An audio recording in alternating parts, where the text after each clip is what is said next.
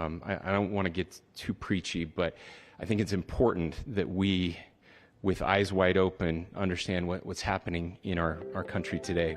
The Crisis Cast is here again. These are conversations from the front lines of crisis leadership.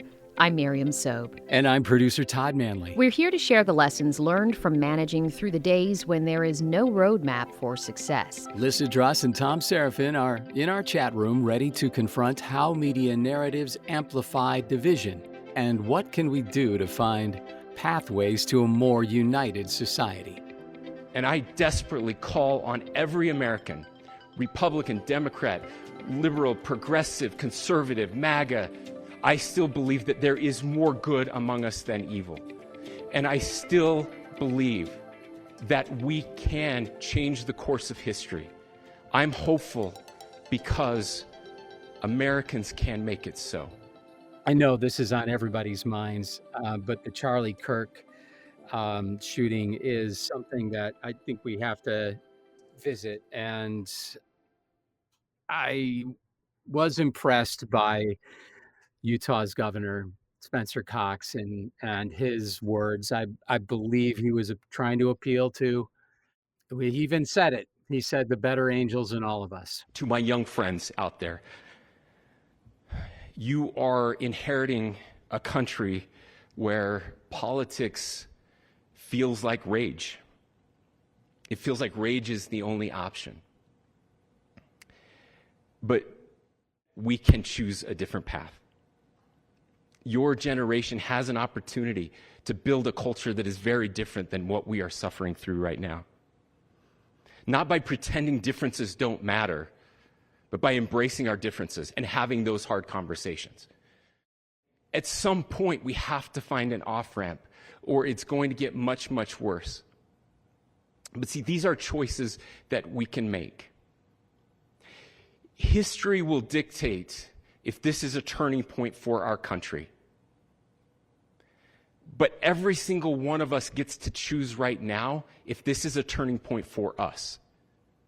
We get to make decisions. We have our agency. How do we, move forward from here? Get to a space of more civility and stop the madness. It's amazing to me. What I've been glued to is watching how Democrats and Republicans are responding. This is dividing us more than ever. And it is a shame that we have to go through this. And regardless of what his rhetoric is, he's a husband and a father.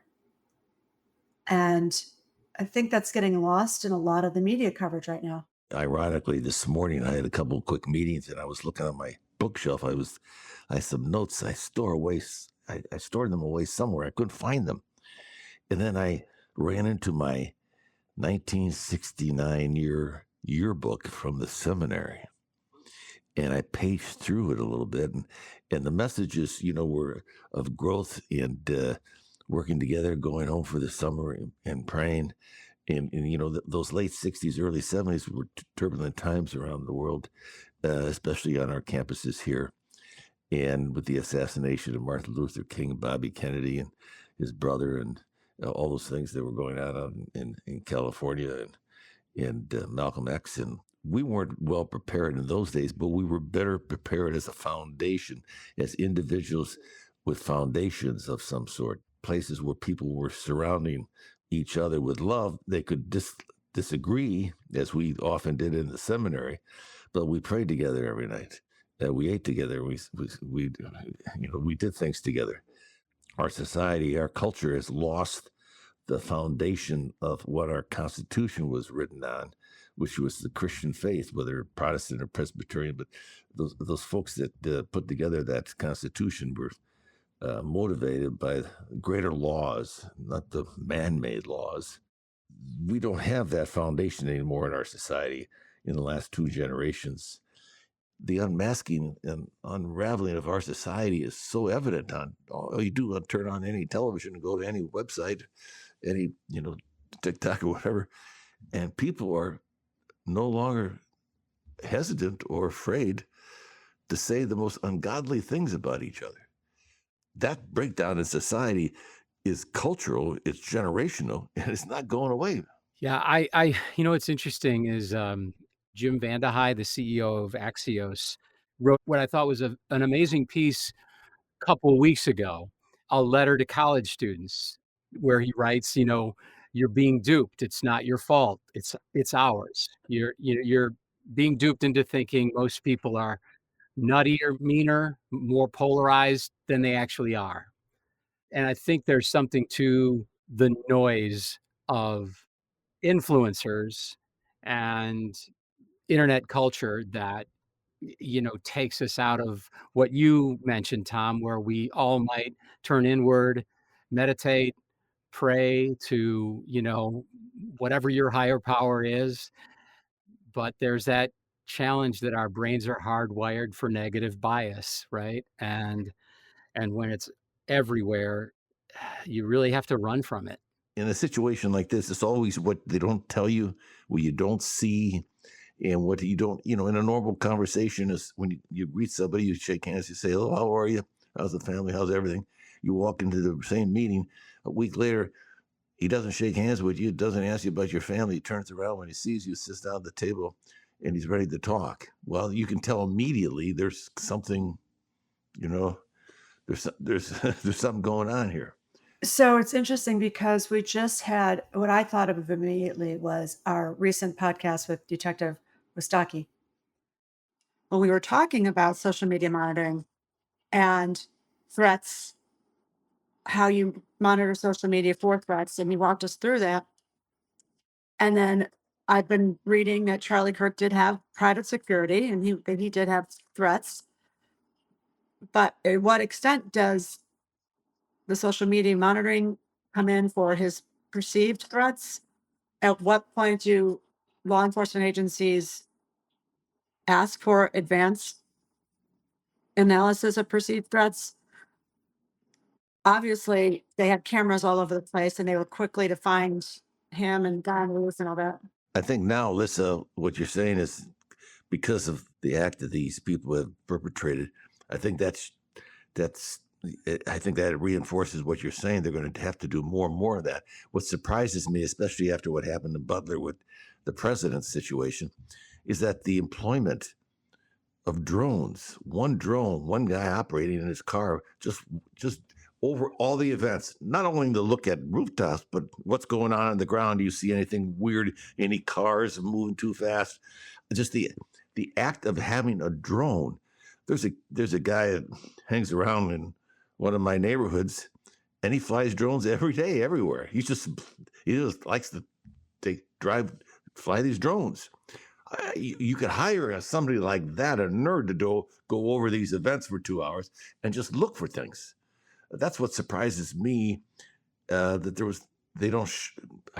I would think they had a drone out there, but over any event, I think a drone, if you're in the security business, would be an essential item for your company to do well, or the police department to do well.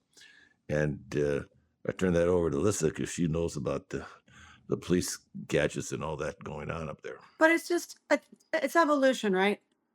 We Everything has to be looked at differently. Just like we use social media now. Just when 30 years ago, we didn't have computers. We didn't have GPS. We didn't have cell phones. However many years ago, it's evolution, and I just got mine. it appears to me that even in a place where he was speaking in front of a friendly audience at a friendly place, friendly town, his people, all this. At what level now does security need to be stepped up even more? I know that executive protection has stepped up immensely since the shooting in New York City of the healthcare executive. Every CEO now is bad pun manning up on private security. Executives are. So at what point now does this become a routine of we have a guest speaker who could be controversial? What's the background? What are the perceived threats? Not only that, I saw one of my friends had drawn something up, and he said, "This is what you're going to need when you go out to speak to any event."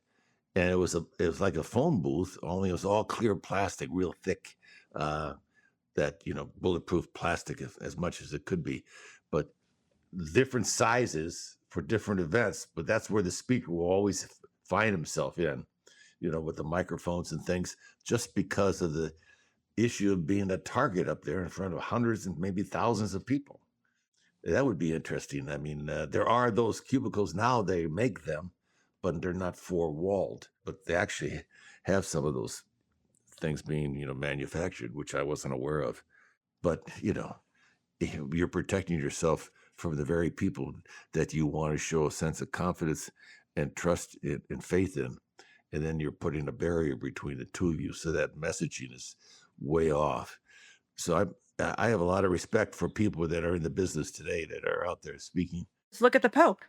Remember when the Pope was shot how many years ago? Yeah. And I just saw Pope Leo in Rome a couple months ago. I went to an audience with the Pope, and he's riding around in the Pope mobile with no plastic around him again. I'm going to guess he's got a bulletproof vest on.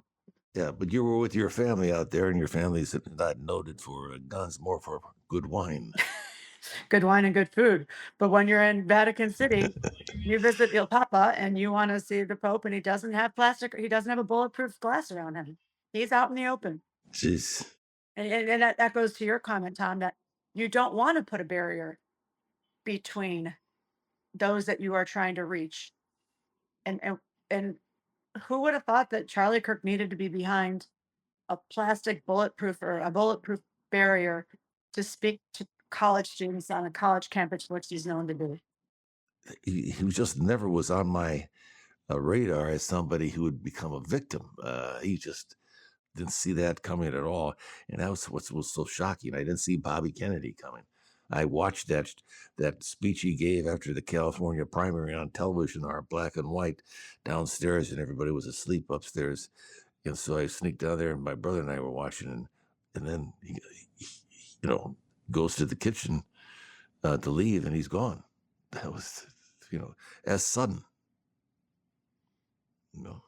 It's terrible. And we need to leave our friends and the two people that are listening to us today with some good thoughts. Lissa, what are your plans for this weekend? Are you in Europe or are you in the United States? My plans are to enjoy the beginning of fall outside as much as I can, and enjoy it with friends and family, and be thankful for everything that I have, including Todd Manley and Tom Seraphin. Right. We're looking for an upgrade for you, Lissa, right now. Yeah.